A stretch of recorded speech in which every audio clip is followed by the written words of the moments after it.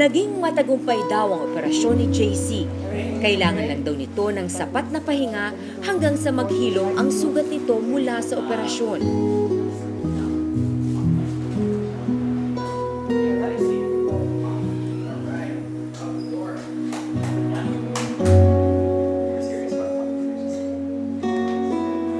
At sa wakas, mapapanatag na rin ang puso ni Marian.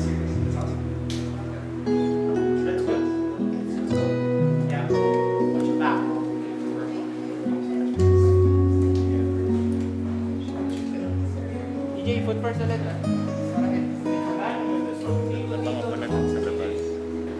Lalaban ako at lalaban. Tapos, yung paglaban ko hindi lang sa anak ko eh. Yung paglaban ko sa lahat ng mga bata na may sakit na ganyan. Kasi nararamdaman ko yung nararamdaman ng magulang nila. Nararamdaman ko yung... Kasi yung anak ko may sakit na ganyan. Na sana yung, kung kayang ma-prevent na magkaroon ng ganyan yung mga bata. Sana hindi na sila magkaroon.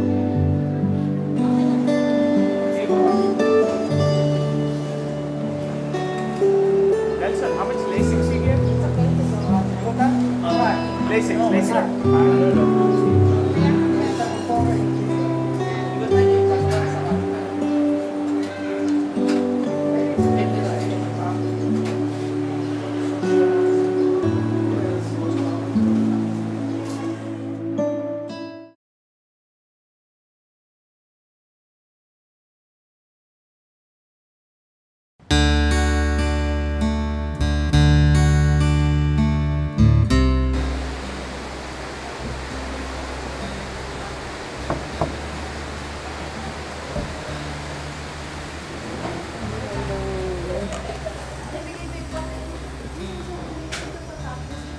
Hi, Marian. Good afternoon. Hi, JC. Kumusta ka na?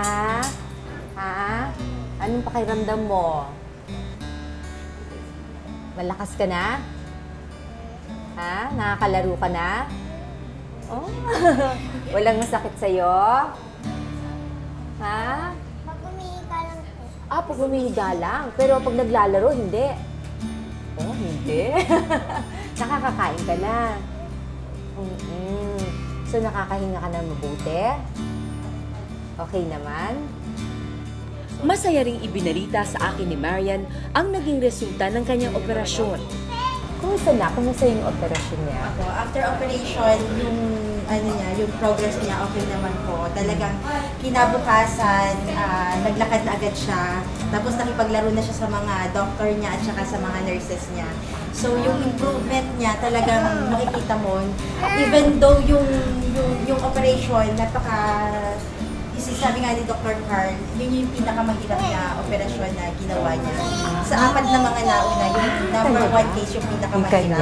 And then, yung expected kasi namin, bukod sa tatahin yung buta sa puso niya, i-replace na yung valve niya according to sa last na dito echo niya. Pero nung binuksan nila yung, when they opened the heart, repair lang po yung nangyari. So, talagang dininig ng Diyos yung dalangin ng bawat isa, ng pamilya, ng mga kaibigan, na sana maging okay yung operation at maging successful. At yun nga, parang miracle na nangyari yung dapat na-replace na naging repair pa. Oo, galing.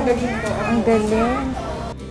Ang mga luha ng kanyang pag-aalala bago ang operasyon, napalitan na ng ngiti ngayon. Yung time na nasa ICU yung anak ko, even though walang ama yung anak ko, wala siya dito, hindi niya susuportahan, nakita ko yung pagiging ama ni Sir Rosario na nasa ICU na tinitignan niya yung situation ng anak ko na pagiging okay ang lahat. Parang sobrang touch ko, even though wala siyang ama. Maraming nagiging ama to para sa kanya.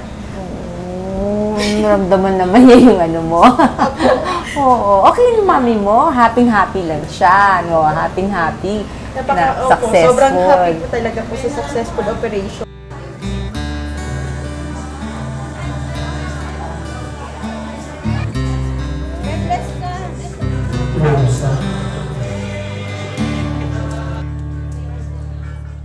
At At sa huling araw ng medical mission, naghanda ng isang pasasalamat ang mga magulang ng mga batang naoperahan. Nagpugay sa lahat ng doktor, espesyalista, mga donors at kawani ng ospital na naging daan upang maduktungan ang buhay ng kanilang mga anak. As the mother told me, I asked them, what is the miracle happened to you in this mission? The miracle happened to us is to be included in this mission. Because we cannot, we don't have money to send our siblings to go to the hospital to pay. But you are here and helping them. You know, it's a great relief to us. Thank you very much.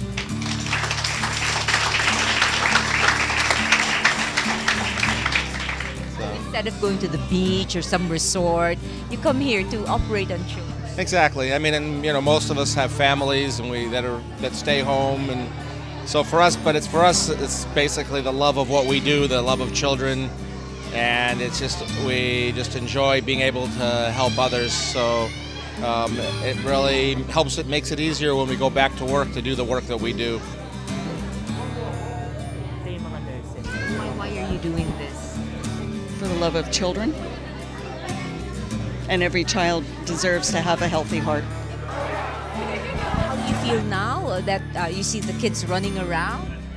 Oh, it's so rewarding to see all the children doing so well after surgery. Everyone did really well and is looking so great. How is it to take care of them after the operation? It's such a joy, really, seeing the kids from before and then seeing them after now. So much energy and play. So how do you feel about this particular mission? You were able to operate on 9. Very, very happy. I mean, we were able to give basically the gift of life to these 9 children. When we operate on these kids, basically what we're doing is we're giving them a chance to have a life expectancy that's the same as us. So they can live normal lives. They can go to school. They can work. They have a proper education. And this because of what Rotary Club Makati West is doing and because of what Gift of Life is doing, we're able to give them all of that. At bilang alaala ng mga batang naging bahagi ng medical mission, inihandog nila ang pinagsama-sama nilang larawan. Mga mukha ng mga batang nadugtungan ang mga buhay. Mga pusong patuloy na mga ngarap at mabubuhay ng normal.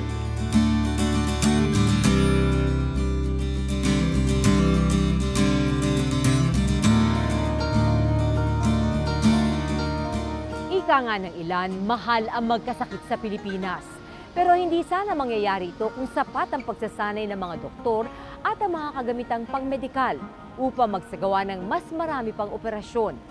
Kailangan magkaroon ng bukas na ugnayan ng pamahalaan sa ilang mga grupo at organisasyon na may sapat na pondo na malaki ang maitutulong upang masuportahan ang bawat batang nangangailangan. Para po sa inyong mga mensahe at komento sa aming programa, ipadala lamang ito sa aming mga social media accounts. Magandang gabi. Ako po si Veronica Baluyot Jimenez. Ito ang malawak na pagbabantay at pagtiti sa mga usapin at issue ng bayan ng The Veronica Chronicles.